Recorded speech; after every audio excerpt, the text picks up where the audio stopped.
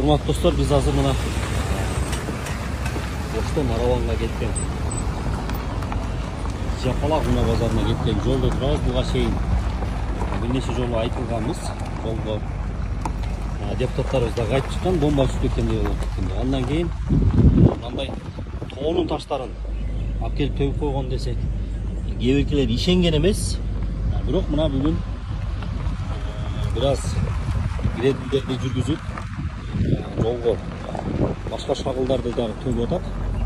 Бирок азырынча билбейбиз, асфальт болобу же эмне болот, оңдойбу, оңдобойбу, ушул бойдон сүрүлүп калып кетеби.